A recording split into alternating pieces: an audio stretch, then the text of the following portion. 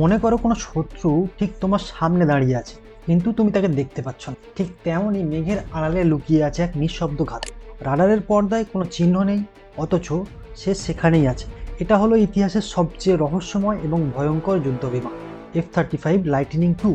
কিন্তু আজ আমাদের আলোচনায় চেনা বিমানটিকে নিয়ে নয়, আমরা জানবো পেন্টাগনের সেই গোপন প্রজেক্ট নিয়ে, যা এই শিকারীকে এক নতুন রূপে জন্ম দিচ্ছে। একটি অদৃশ্য বিবর্তন যার নাম দেওয়া হয়েছে ব্লক 4। $16.5 বিলিয়ন এক বিশাল প্রজেক্ট।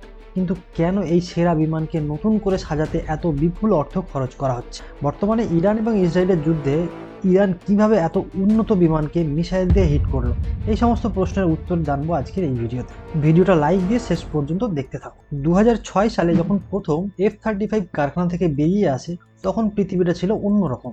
গত 2 দশক ধরে প্রযুক্তি অনেক বদলে গেছে। চীন এবং রাশিয়ার মতো দেশগুলো এখন আমেরিকার সমকক্ষ হওয়ার লড়াইয়ে নেমে গেছে। চায়নার J-20 বা রাশিয়ার Su-57 এর মতো বিমানগুলো F-35 এর একাধিপত্যকে চ্যালেঞ্জ জানাচ্ছে। ঠিক এই মুহূর্তে আমেরিকার প্রয়োজন ছিল একটা ব্রেন ট্রান্সপ্ল্যান্ট, আর সেই ব্রেনের নাম হলো TR-3 বা টেকনোলজি রিফ্রেশ 3। এটা বিমানের মূল প্রসেসর, মেমোরি এবং ককপিটের ডিসপ্লেকে পুরোপুরি বদলে দিচ্ছে। আগের সিস্টেমের চেয়ে এটা 25 থেকে 30 গুণ বেশি শক্তিশালী। এর মানে হলো আকাশে ওড়ার সময় পাইলট এখন কয়েক মিলি সেকেন্ডে এমন সব তথ্য পাবে যা আগে ছিল কল্পনারও বাইরে। একজন F-35 পাইলটের কথা ভাবো, তার মাথার হেলমেটটার দামই $4 লাখ। এই হেলমেট তাকে এক্স-রে ভিশন দেয়। বিমানের গায়ে লাগানো 6টা অত্যাধুনিক ক্যামেরা পাইলটের চোখের সামনে 360 ডিগ্রি দৃশ্য তুলে ধরে, এবং পাইলট যদি নিচের দিকে তাকায় তাহলে বিমানের মেঝে নয়, বরং মাটির নিচের দৃশ্য দেখতে পাবে। ব্লক 4 এই দৃশ্যকে আরও স্বচ্ছ এবং নিখুঁত করে তুলছে। নতুন AOTS সিস্টেম, যা শত্রুর পজিশন ডিটেক্ট করতে পারবে অনেক দূর থেকে, যেটা শত্রুর রাডারও টের পাবে না। এই প্রযুক্তির লড়াই শুরু হওয়ার আগেই পাইলটকে জয়ী বানিয়ে দেয়, কারণ আধুনিক যুদ্ধে যে আগে দেখতে পায় সেই বেঁচে যায়। কিন্তু যুদ্ধের ময়দানে কেবল দেখাই যথেষ্ট নয়, আঘাত করতেও হয় নিখুঁতভাবে। F-35 এর সবচেয়ে বড় ড্রব্যাক ছিল এর অস্ত্র বহন ক্ষমতা। শারীরিক গঠনের কারণে এটা কেবল 4টে মিসাইল বহন করতে পারত, কিন্তু ব্লক 4 এই সীমাবদ্ধতা মুছে দিচ্ছে। নতুন করে ডিজাইন করা হয়েছে ইন্টারনাল ওয়েপন বে। এখন 4-এর বদলে 6টা মিসাইল রাখা যাবে। বাইরে থেকে দেখলে মনে হবে সামান্য কিছু পরিবর্তন, কিন্তু যুদ্ধের ময়দানে এক ঝাঁক বিমানের জন্য এটা কয়েক ডজন অতিরিক্ত মিসাইলের সমান।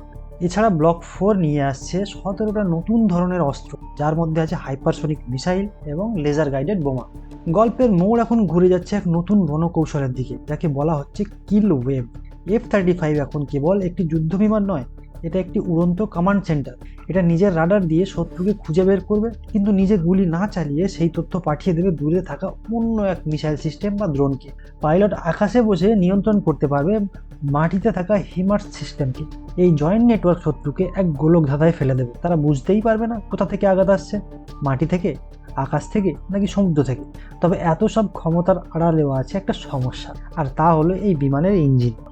F-35 এর বর্তমান ইঞ্জিন F-135 এমনিতেও প্রচণ্ড শক্তিশালী, যেটা 43,000 পাউন্ড থ্রাস্ট তৈরি করতে পারে। এটা বিমানকে খাড়াভাবে ল্যান্ড করতেও সাহায্য করে। কিন্তু ব্লক 4 এর নতুন সেন্সার এবং কম্পিউটার চালাতে প্রয়োজন বিশাল পরিমাণে ইলেকট্রিক, যেটা তৈরি করতে বর্তমান ইঞ্জিনকে অনেক জোর লাগাতে হচ্ছে। এরপরে তৈরি হচ্ছে প্রচণ্ড তাপ। বর্তমানে পাইলটরা আফটার বার্নার ব্যবহার করতে ভয় পাচ্ছে, কারণ এতে বিমানের লেজ ক্ষতিগ্রস্ত হতে পারে। এখন পেন্টাগনের সামনে দুটো পথ খোলা: হয় বর্তমান ইঞ্জিনকে কিছুটা উন্নত করা, যেটা করবে প্যাট অ্যান্ড গ্র্যান্ড ওয়েটিং কোম্পানি, অথবা সম্পূর্ণরূপে নতুন প্রযুক্তির ইঞ্জিন ব্যবহার করা, যাকে বলা হয় adaptive cycle engine. General electric এই চ্যালেঞ্জটা নিয়েছে। এটি এমন এক ইঞ্জিন যা আকাশে ওড়ার সময় নিজের আকার পরিবর্তন করতে পারে। যখন গতির দরকার হয় তখন এটা রকেটের মতো কাজ করবে, আর যখন তেলের সাশ্রয় দরকার হয় তখন এটা সাধারণ কমার্শিয়াল বিমানের ইঞ্জিনের মতো আচরণ করবে। এটা কেবল বিমানের রেঞ্জ 30% বাড়িয়ে দেবে তা নয়, বরং তাপ নিয়ন্ত্রণের ক্ষমতা দ্বিগুণ করে ফেলবে। এটা যদি সফল হয় তবে F-35 হবে 5th জেনারেশনের সবচেয়ে উন্নত একটা বিমান। একে বলা যেতে পারে 5+ জেনারেশন। কিন্তু এত বিশাল সাফল্যের পথে বাধা হয়ে দাঁড়িয়েছে অর্থ এবং সময়। ব্লক 4 এর খরচ এর মধ্যেই $10 বিলিয়ন থেকে বেড়ে $16.5 বিলিয়ন থেকে। সফটওয়্যার গ্লিচের কারণে অনেক সময় নষ্টও হয়ে গেছে। সরকারি ডগওয়াচ বা GAO বারবার সতর্ক করেছে যে এই প্রযুক্তি এখনও পুরোপুরি যুদ্ধের জন্য প্রস্তুত নয়। তবুও আমেরিকার কাছে এর কোনো বিকল্প নেই, কারণ 2030 সালের মধ্যে চীন প্রায় 1,000 নতুন J-20 বিমান আকাশে ওড়ানোর পরিকল্পনা। আকাশপথের আধিপত্য ধরে রাখতে ব্লক 4 এখন কোনো বিলাসিতা নয়, বরং টিকে থাকার লড়াই।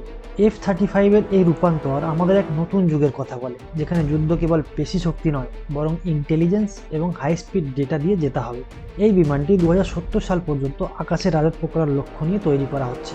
ব্লক 4 হলো সেই বুলেট প্রুফ জ্যাকেটের মতো, যেটা একে উইনার বানিয়ে রাখবে। সময়ের সাথে সাথে এর শরীর হয়তো পুরনো হবে, কিন্তু এর ভেতরে থাকা আর্টিফিশিয়াল ইন্টেলিজেন্স একে সবসময় অ্যাডভান্স বানিয়ে রাখবে। অদৃশ্য হয়ে থাকা অসীম ক্ষমতা আর ভয়ঙ্কর নিঃশব্দ উপস্থিত, এটাই ব্লক 4 F-35 ভবিষ্যৎ। যখন তুমি আকাশে কোনো গর্জন শুনতে পাবে না, যখন রাডারের স্ক্রিন একদম পরিষ্কার থাকবে, তখন বুঝবে সে আপনার মাথার উপরেই আছে। কারণ এই শিকারী কেবল আপনাকে খুঁজে পাওয়ার জন্য নয়, আপনাকে পৃথিবী থেকে মুছে দেওয়ার জন্য তৈরি করা হয়েছে।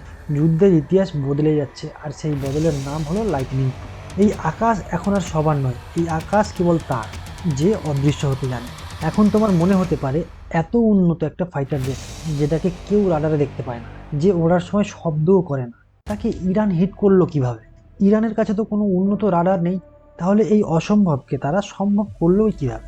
আমরা যদি একটু পিছনের দিকে চাই, 1960-এর দশকে একটা টেকনোলজি ইউজ করা হতো, যার নাম infrared search and track technology, শর্টে যেটাকে বলা হয় IRST।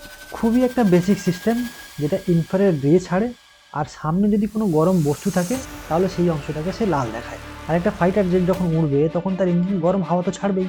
আর যদি তুমি মনে করো এই এলাকায় যদি ইঞ্জিন বন্ধ করে দেওয়া হয়, ওই এলাকায় যদি ইঞ্জিন বন্ধও করে দেওয়া হয়, তাহলেও IRSTটাকে লাল দেখাবে, কারণ ইঞ্জিন তখনও পুরোপুরি ঠান্ডা হতে পারবে না।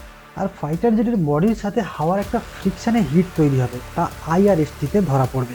আর একবার ধরা পড়ে গেলে গাইডেড মিসাইল দিয়ে সেটাকে হিট করা তখন অনেকটাই সহজ হয়ে যায়।